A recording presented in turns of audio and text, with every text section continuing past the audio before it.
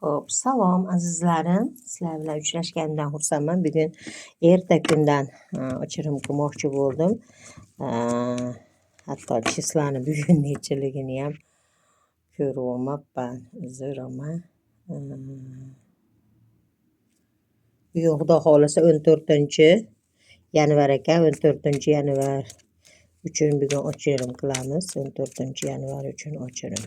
14-yanvar uchun. Menga podpiska bo'lgan, like bosganlar niyatini oldim. O'zgina namozga ketdi ekan. Shuning uchun shuni qilib qo'ymoqchi bo'ldim.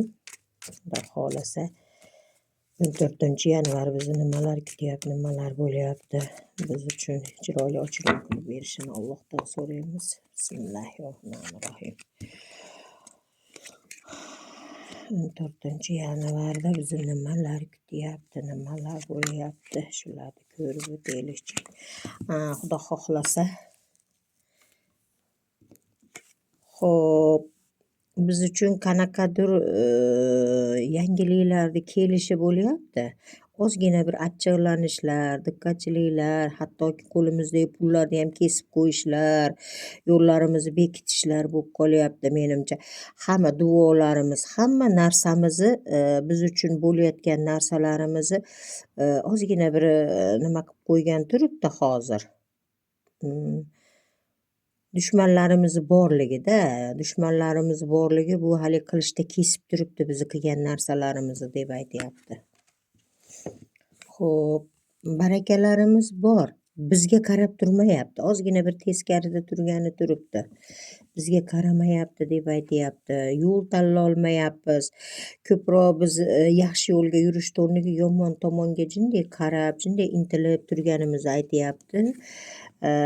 Va yana qandaydir bizda bir jinday bir-birlarimiz bilan xafa bo'lishlar, orozlashishimiz, qandaydir bir-birimizni dilimizga yomon tegib qo'yishimiz turibdi. Hamma bir-biridan jinday arazlagan, ozgina bir-birimizga nimaligini yo'qligi turibdi, achchiqlanishlar turibdi. Nimaga bunaqa negativlar bo'lib qoldi bizga?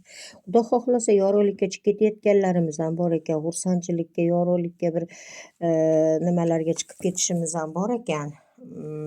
Bugungi kartamiz mana shunaqa bir jinday negativroq tushdi. Xudo xohlasa ozgina bir o'chirim bilan birgalikda bugun qaytarma ham qilamiz. Xudo xohlasa bugun ozgina bir negativlarni, pul yo'llarimizni ochishga ozgina bir tozalovlar qilamiz. Xudo xohlasa yana namozdan keyin nasib qilib qolsa, Xudo xohlasa ozgina bir yo'llarimizni ochish uchun o'chirim qilamiz bugun. Bugun shu o'chirimni qilmasak bo'lmaydi shekilli. Shunaqa bir o'chirimni qilish kunimiz deb aytyapti Xudo xohlasa. Mayli, tinch bo'linglar, salomat bo'linglar. Namozdan keyin gaplashamiz. Boringlarga shukur, bor bo'linglar. Murojaat qilmoqchi bo'lsanglar, albatta Telegram raqamim bor.